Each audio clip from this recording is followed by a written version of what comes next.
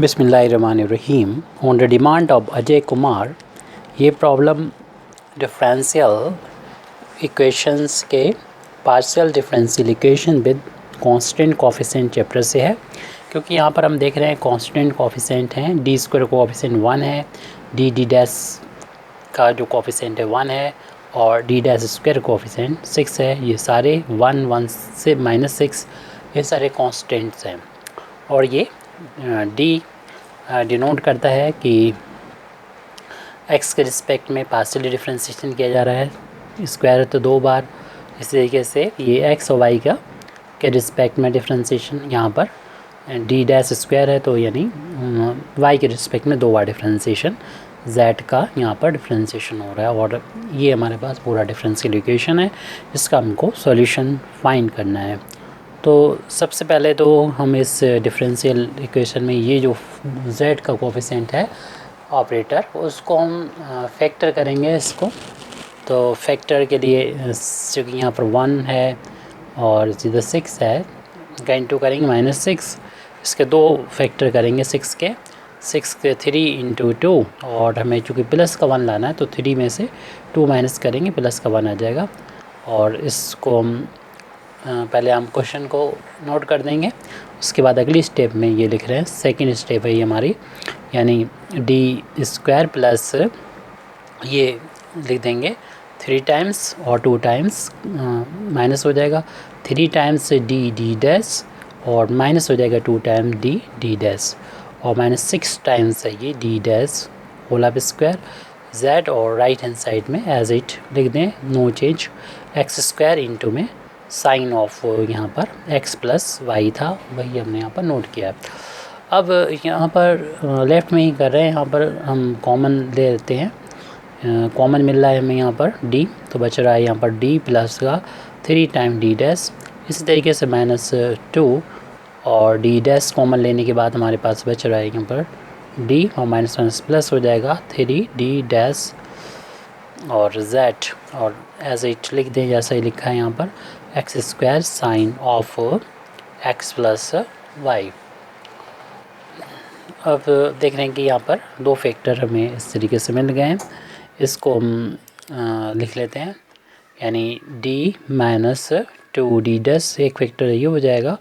और दूसरा फैक्टर हो जाएगा d प्लस 3 डी डैश और z यहाँ पर लिखा हुआ है equal to X square into sine of X plus Y. अब ये जो फैक्टर मिले हैं हमको यहाँ पर, तो इन फैक्टर से हम कॉम्प्लीमेंट्री फंक्शन फाइंड कर सकते हैं। तो कॉम्प्लीमेंट्री फंक्शन इसी की आसानी से इसको देख के लिख सकते हैं। यहाँ पर d मिले वहाँ पर आप y कर दें और यहाँ पर साइन माइनस हो वहाँ पर प्लस कर दें, कोफिशिएंट एज इट 2 है तो 2 लिख दें, यहाँ डी डैश है वहाँ पर x कर दें और ये एक फंक्शन हो जाएगा। इस फंक्शन को किसी एक आर्बिट्रेरी फंक्शन हो जाएगा, इस फंक्शन को हम लोग फाई नाम दे दें या कोई भी फंक्शन दे दें, फाई 1 कह दें। फिर दूसरे जो फैक्टर है उससे हमें दूसरा फंक्शन मिलेगा आर्बिट्रेरी फंक्शन, फाई 2 बोल दें और यहाँ पर d है वहाँ पर तो कर दें y और अगर प्लस साइन है तो उसको माइनस कर दें, कोफिशिएंट को ऐसे लिख देंगे, डी डैश की जगह पर x कर देंगे। इस तरीके से हमने कॉम्प्लीमेंट्री फंक्शन इसको देख के ही लिख लिया। अब दूसरा पार्ट होता है इसका पर्टिकुलर इंटीग्रल। तो पर्टिकुलर इंटीग्रल हम ने निकालना है तो 1 में वो जो z का कोफिशिएंट था उसको पूरा यहाँ नीचे लिख देंगे और जो शुरुआत में था उसी को हम यहाँ पर लिख रहे हैं, शुरू में बिना फैक्टर हुए ये था, इसको हम यहाँ पर लिख देंगे जो कि है D square plus D dash -6 time D dash square और राइट हैंड साइड में था X square sine of X plus Y. अब यहाँ पर देख रहे हैं कि अगर साइन और कॉस होता है तो हम आसान करने के लिए इसको e टू दी पावर में बदल लेते हैं, लेकिन अगर हम e टू दी पावर में बदलेंगे तो हम लोग जानते हैं कि e to the power I Z की जो वैल्यू होती है वो cos Z plus I sine Z होती है। तो यहाँ पर क्योंकि यहाँ पर अपना साइन है तो e की पावर आई जेड अगर हमने यहाँ पर लिखा है तो हमको इमेजिनरी पार्ट जो होगा वो यहाँ पर लेना होगा। इसका, क्योंकि ई की बार आई जेड, इसको अगर ई की बार आई जेड में ले रहे हैं तो इमेजिनरी पार्ट मतलब साइन जेड। अगर साइन जेड हमें है तो साइन जेड को लिख सकते हैं कि इमेजिनरी पार्ट ऑफ दिस, तो इसका इमेजिनरी पार्ट मतलब साइन जेड ही होगा। तो बाकी मल्टीप्लाई हो रहा है एक्स स्क्वायर का, तो हम उसे अलग से लिखा रहने देंगे, लेकिन हम इसको ई की पावर में कन्वर्ट कर रहे हैं ताकि हमारा पर्टिकुलर इंटीग्रल को आसानी से इसको हम फाइंड कर सकें। तो imaginary part, imaginary IP, imaginary part of लिख देंगे इसको, imaginary part of 1 D square plus D dash minus 6 D dash, जो भी था पहले ऊपर यहाँ पर उसको लिखा है। सिर्फ हमने यहाँ पर जो बदलाव किया है वो ये है कि साइन को हटा के से e to the power i times जो भी एंगल था एक्स प्लस वाई, क्योंकि इसका अगर इमेजिनरी पार्ट हम लेते हैं तो वो साइन के ही बराबर होगा, जैसे कि हमने यहाँ पर बताया यूलर फार्मूला होता है कि ई की पावर आई जेड का इमेजिनरी पार्ट साइन जेड होता है, ये साइन जेड को लिख सकते हैं ई की पावर आई जेड। इसी तरीके से इसका जो इमेजिनरी पार्ट लिखेंगे तो इतने के बराबर रहेगा इस यूलर फार्मूले को अप्लाई करने के बाद। तो इसे अप्लाई करने से हमें ये फ़ायदा मिल जाएगा। तो इसको हम फंक्शन v मान लेंगे और e की पावर अगर x का और y का जो कोफिशिएंट है, यानी इसको इस तरीके से लिख दें, एक स्टेप और बढ़ा देते हैं हम, integrate imaginary part of 1 D square plus D dash plus minus का 6 टाइम्स डी डैश स्क्वायर, और इसका अंदर कर देंगे मल्टीप्लिकेशन, यानी इसको अंदर मल्टीप्लाई कर देंगे आई का, तो e to the power I x plus i y, और एक्स स्क्वायर का अलग से मल्टीप्लाई कर देंगे और इसको वी समझ लेंगे। और ये 1 ये फंक्शन है डी और डी डैश का, इसको हम इस तरीके से भी फार्मूला हमने पहले से लिख रखा है कर सकते हैं। 1 ये फंक्शन है डी डैश का, और इसमें ई की power a x plus b Y, यानी एक्स का कोफिशिएंट होगा ए और वाई का कोफिशिएंट बी, और यहाँ पर कोई फंक्शन होगा वेरिएबल फंक्शन, तो इसमें हम इस तरीके से सॉल्व करेंगे इसको। E to the power a x plus b y तो ऐसे लिख दिया जाएगा इंटू 1 ये जो फंक्शन है इसको, इसमें क्या किया जाएगा, जहाँ डी होगा वहाँ पर एक्स का कोफिशिएंट ए ऐड कर दिया जाएगा डी के साथ, और जहाँ पर डी डैश होगा वहाँ पर वाई का कोफिशिएंट वी इसको ऐड कर दिया जाएगा, और जो वी फंक्शन है यहाँ पर उसको एज इट लिख दिया जाएगा। बाद में इसका पर्टिकुलर इंटीग्रल निकालने के लिए आगे हम लोग सॉल्व करेंगे जो भी रूल है उसके अकॉर्डिंग। तो इस फार्मूले को यहाँ पर यूज़ कर रहे हैं, तो इसमें इसका सिंपल फार्मूला दूसरा ये है, 1 में क्या कहना, इसमें एफ डी डैश हो और यही फंक्शन जो ऊपर लिखा वो हो, तो बस ये ई की पावर ए एक्स ऐसे लिख दिया, और जहाँ पर भी डी मिला वहाँ पर डी प्लस ए कर दिया जो एक्स का कोफिशिएंट है, और यहाँ डी डैश था वहाँ पर डी प्लस बी कर दिया जो कि वाई का कोफिशिएंट है, और वी को इंटू में ऐसे ही मतलब ये ऑपरेटर है जो वी पर ऑपरेट हो जाएगा, यानी डी और डी डैश का फंक्शन है, ऑपरेटर है। तो इस हमारा जो फार्म है वो इसी फार्म में दे रखा है, तो हम इस क्यों 1 में करके दे रखा है इसलिए हम इसमें इसी फार्मूले पहले वाले को अप्लाई कर देंगे। वो दोनों हैं एक ही फार्मूले, तो यहाँ पर इसको जारी रखें। लेफ़्ट हैंड साइड में जो भी दे रखा था सॉरी वो उसी के बराबर चल रहा है, यानी लेफ़्ट हैंड साइड में ओनली पर्टिकुलर इंटीग्रल हम फाइंड करें ये लिखा हुआ। राइट हैंड साइड में इंटीग्रेटिंग पार्ट ऑफ 1 डी, तो यहाँ पर हम लोग लिख रहे हैं इसको, इस फार्मूले को यहाँ पर अप्लाई करेंगे तो ई टू द पावर यहाँ पर आई एक्स प्लस आई वाई बाहर हो जाएगा, और 1 ये पूरे फंक्शन में जहाँ डी मिलेगा वहाँ पर डी का जो कोफिशिएंट है, यानी एक्स का जो कोफिशिएंट आई उसमें ऐड कर दिया जाएगा डी के साथ में, अगर स्क्वायर है तो स्क्वायर करना होगा, और प्लस अगला टर्म है उसमें भी डी की जगह पर डी प्लस आई कर देंगे, और जो कि एक्स का कोफिशिएंट था, और डी डैश की जगह पर डी डैश प्लस जो वाई का कोफिशिएंट है वो भी आई के इक्वल है, तो डी डैश कर दिया, क्योंकि हम देख रहे हैं यहाँ पर ई की पावर में आई एक्स का कोफिशिएंट भी आई हो, वाई का कोफिशिएंट भी आई है, तो ए और बी की जगह पर दोनों आई है। और ये पूरे फंक्शन में जहाँ पर भी डी मिलेगा हमें उस डी की जगह पर यानी डी डैश है अगले में, तो डी डैश प्लस आई कर देंगे, और उसका स्क्वायर है तो स्क्वायर करना होगा, और उसके बाद हमारा जो फंक्शन यहाँ पर लिखना है वो v होता है फार्मूले के अकॉर्डिंग, लेकिन अपना फंक्शन यहाँ पर एक्स स्क्वायर है v की जगह पर, तो एक्स स्क्वायर रख देंगे। इसको फिर हमें सॉल्व करना पड़ेगा। ये तो सॉल्व हो चुका है, यानी इंटीग्रेटिंग पार्ट बस छाटना होगा of e to the power, इसमें से i कॉमन लेने, इसका काम ख़त्म हो गया x प्लस वाई और 1/, इससे थोड़ा सा हमें सॉल्व करना पड़ेगा। इसको सॉल्व करने के लिए इसके होल अब स्क्वायर को ओपन करेंगे तो आ जाएगा डी स्क्वायर प्लस आई स्क्वायर प्लस का 2d आई हो जाएगा। आई को पहले भी लिख सकते हैं, इन दोनों ब्रैकेट्स का आपस में मल्टीप्लाई कर देंगे, इसका इंटू इसमें करेंगे तो मिलेगा डी डी डैश, इसका इंटू इसमें करेंगे प्लस आई इंटू डी, इसका इंटू इसमें करेंगे तो प्लस आई इंटू डी डैश, और आई का आई में इंटू करेंगे तो प्लस का मिलेगा आई स्क्वायर हो जाएगा। अब इस ब्रैकेट का भी हमें होल अब स्क्वायर खोलना होगा, तो -6 और इसका होल अब स्क्वायर करेंगे तो डी डैश का स्क्वायर हो जाएगा प्लस आई का स्क्वायर हो जाएगा, फिर माइनस इन दोनों प्लस का इन दोनों के इंटू का टाइस, तो 2 times I into D dash हो जाएगा। ये ब्रैकेट क्लोज, और यहाँ पर हम बाद में जगह होती तो लिख देंगे एक्स स्क्वायर। ये ऑपरेट हो रहा है पूरा। तो अभी चल रहा है हमारा integrating part of e to the power I x plus Y. अब इसको थोड़ा सा कलेक्ट करना पड़ेगा लाइक टर्म को, तो डी स्क्वायर का ये एक ही टर्म है। उसके बाद हमें यहाँ पर आई स्क्वायर की वैल्यू हम लोग जानते हैं कि -1 होती है, इसकी जगह पर डी स्क्वायर है, ये आई स्क्वायर की वैल्यू -1 होती है। इस आई को पहले लिख दें तो 2i इंटू डी हो जाएगा, और फिर डी डी डैश का ये भी एक ही टर्म है डी डी डैश का,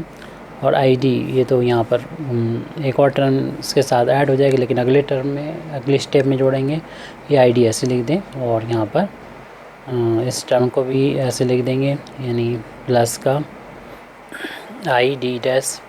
आई स्क्वायर की वैल्यू अगेन ये -1 हमको और मिली है, -1 और माइनस का 6, और इस ब्रैकेट को ओपन कर देंगे जो हमारा छोटा ब्रैकेट था, तो -6 का डी डैश में इंटू करेंगे, -6 डी डैश स्क्वायर हो जाएगा। आई स्क्वायर की वैल्यू -1 होती है ये, और ये माइनस इस माइनस से प्लस हो जाएगा, तो प्लस का हमको यहाँ पर 6 मिल जाएगा, और इस -6 का यहाँ पर इंटू करेंगे तो माइनस का 12 हो जाएगा I D dash.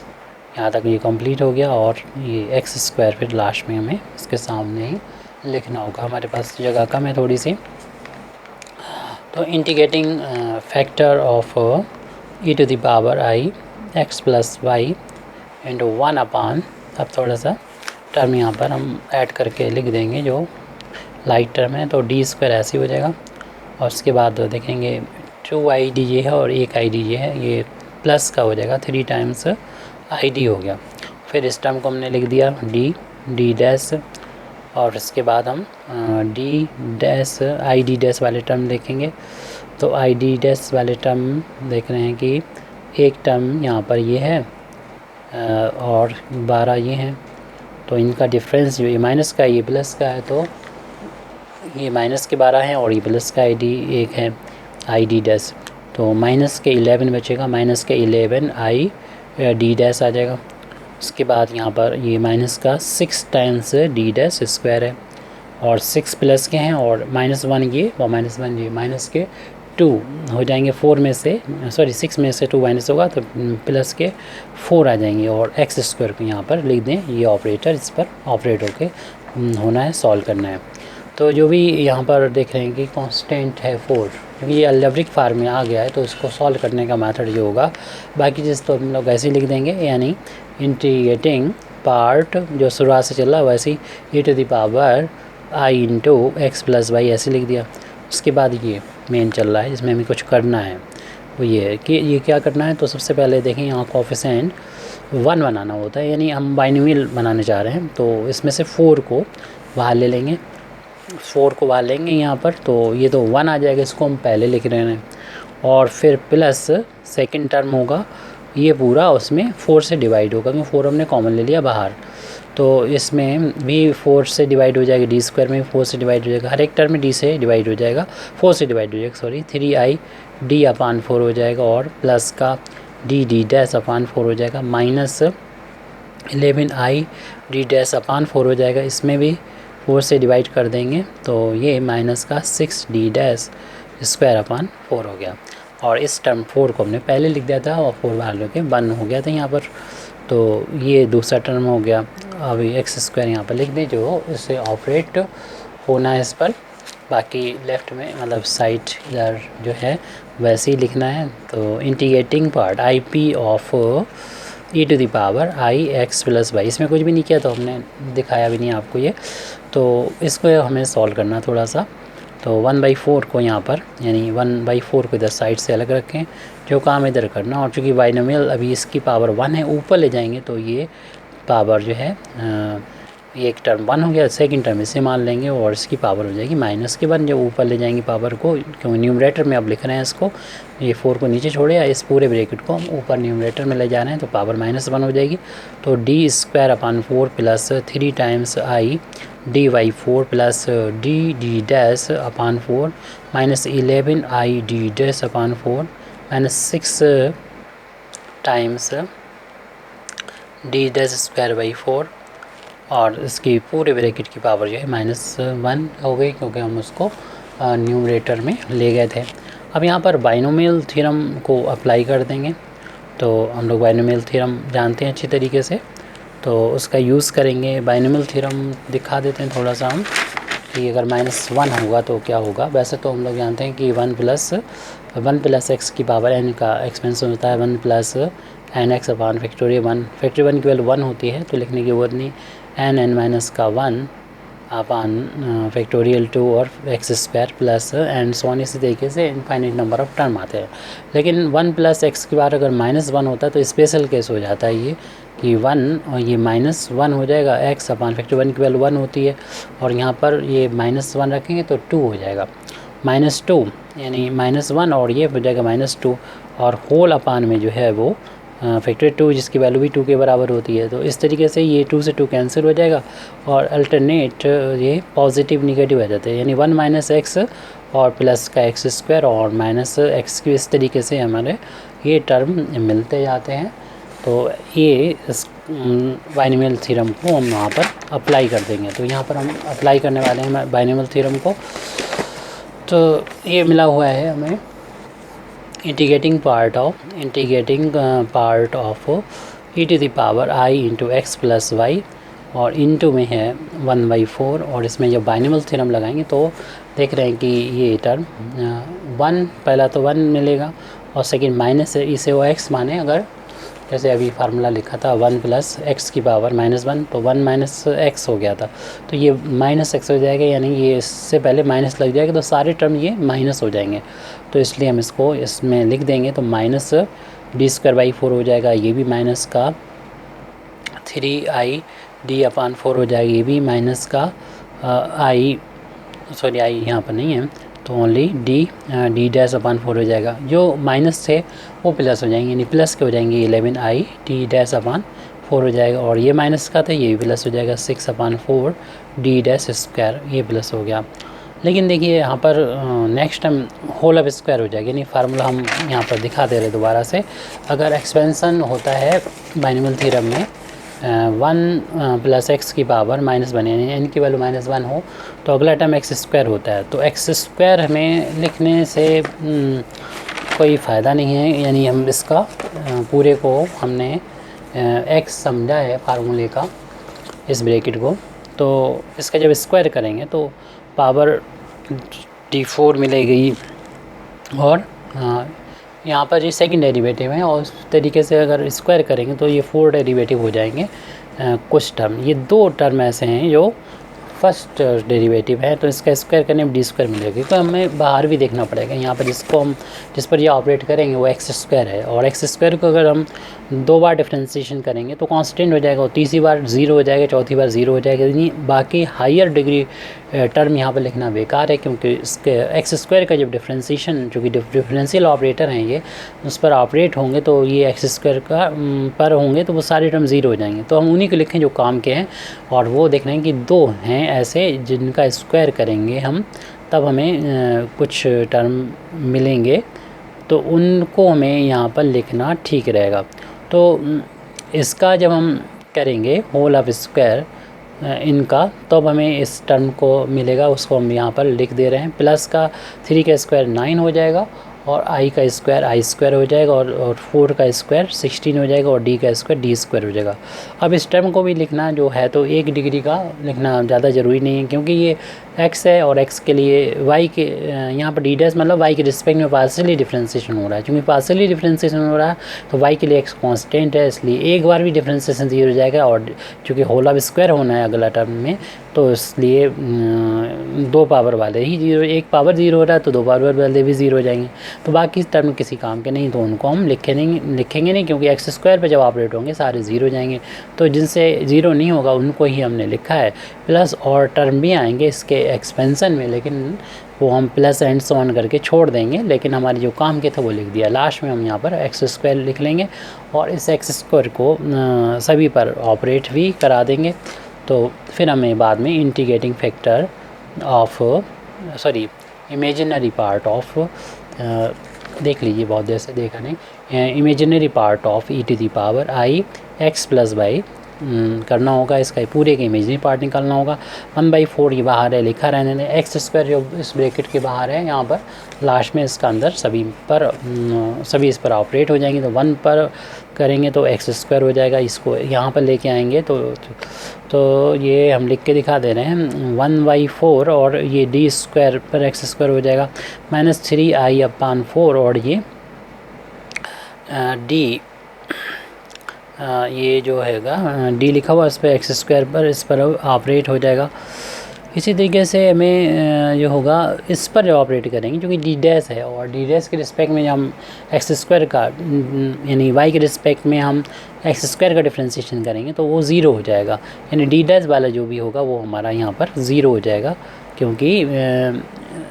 D dash means होगा वाई के रिस्पेक्ट में पार्शियली डिफ्रेंशिएशन करना, और वाई के लिए एक्स कांस्टेंट होगा तो एक्स स्क्वायर कांस्टेंट होगा, इसलिए डिफ्रेंशिएशन 0 हो जाएगा। सिर्फ डी वाला टर्म ही हमें यहाँ पे लिखना होगा। तो ये चूँकि आई स्क्वायर की वैल्यू -1 होती है, तो ये टर्म जो होगा वो माइनस का 9/16 हो जाएगा, और D square into x square. अब यहाँ पर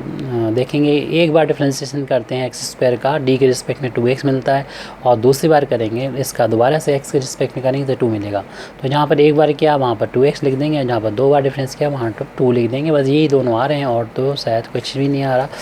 तो इंटीग्रेटिंग पार्ट ऑफ तो अपना चल रहा था, उसी को यहाँ पर लिखना है। इंटीग्रेटिंग पार्ट ऑफ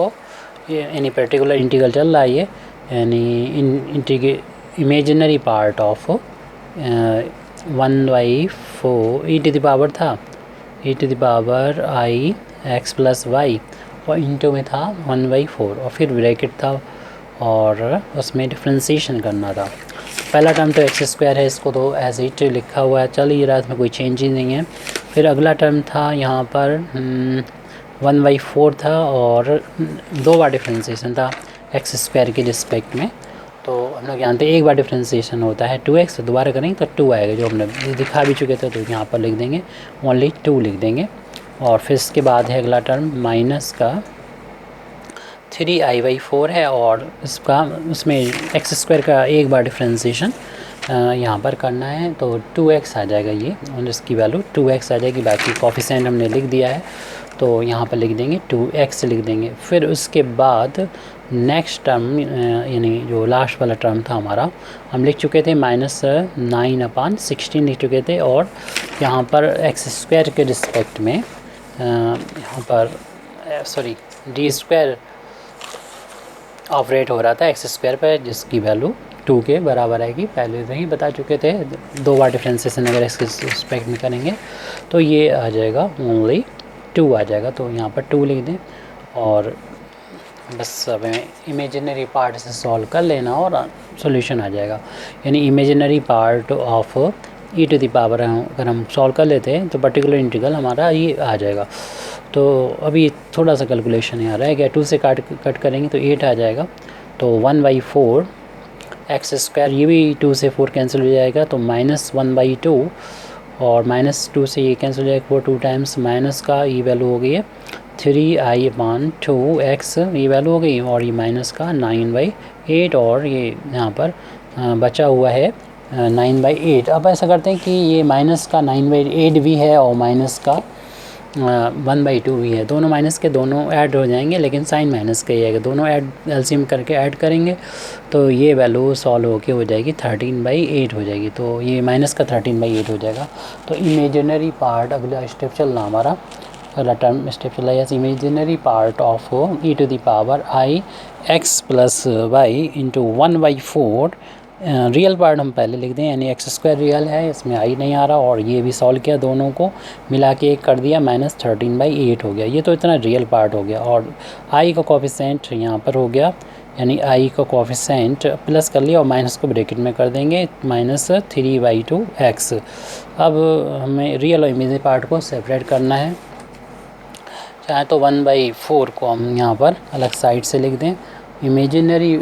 पार्ट हमें ढूंढना है 1/4, क्योंकि रियल है, इसे साइड से कर दें। और इससे यूलर फार्मूला जब लगाएंगे तो ये वैल्यू हो जाएगी cos ऑफ x प्लस, यानी cos i का coefficient cos x plus i/, plus i into sine x plus y, यानी हमने यूलर फार्मूला यहाँ पर अप्लाई कर दिया। कॉस आ जाएगा, साइन आ जाएगा, साइन के साथ आ जाएगा, ये भी i का कोफिशेंट था i की पावर में, वो इन दोनों के साथ आएगा। और इसमें मल्टीप्लाई में चल रहा था वो ये ब्रैकेट 1/4 को हमने पहले लिख लिया था, तो दूसरा ब्रैकेट है x² माइनस का 13/8 लिखा हुआ था, ये माइनस का 13/8 और प्लस i इंटू -3/2x। और देखिए इमेजिनरी पार्ट तब मिलेगा जब इस रियल वाले का इमेजिनरी में इंटू होगा और इमेजिनरी वाले का रियल में इंटू होगा, तो इमेजिनरी पार्ट, तो इसलिए हम अब डायरेक्ट ही लिख दे रहे हैं 1/4, तो ये चलेगा। अब रियल का जब इमेजिनरी में इंटू होगा तब मिलेगा रियल पार्ट, और इमेजिनरी का रियल में इंटू होगा, तो जब इमेजिनरी का रियल में इंटू होगा ये मिल रहा है, यानी x² minus 13/8 into sine of x plus Y मिला हमको, और इसका जब इसमें इंटू होगा तो माइनस का ये 3/2x, और इंटू में चल रहा है cos x प्लस वाई। इस तरीके से ये इमेजिनरी पार्ट मिल गया। अब हम यहाँ पर लिख सकते हैं सोल्यूशन, अपना कंप्लीट सोल्यूशन लिख सकते हैं जो हमें डिफरेंशियल इक्वेशन गिवन था उसका, यानी हैंस द जनरल सॉल्यूशन, इसे जनरल सॉल्यूशन बोलते हैं, general solution of the given differential equation is, तो z को सॉल्व कर रहे थे हम लोग, z यानी दो पार्ट होंगे, complementary function plus particular integral, और दोनों ये भी निकाले हैं, शुरुआत में निकाला था हमने, ये वैल्यू थी कॉम्प्लीमेंट्री फंक्शन की 5(1)y प्लस 2x और प्लस 5(2), देखने क्या लिखा था हमने, 5(1)y plus 2x, 5(2)y minus 3x, और फिर पर्टिकुलर इंटीग्रल की वैल्यू ऊपर यहाँ पर निकाल के रखी है, इसको पर्टिकुलर इंटीग्रल की वैल्यू को यहाँ पर हम नोट कर देंगे, प्लस पर्टिकुलर इंटीग्रल यानी 1/4 और x² minus 13/8 sine of x plus Y minus 3/2x cos of x plus Y. इस तरीके से ये कंप्लीट सॉल्यूशन हो चुका है। Thank you very much indeed for listening me. व आखिर दावाना अल्हम्दुलिल्लाहि रब्बिल आलमीन।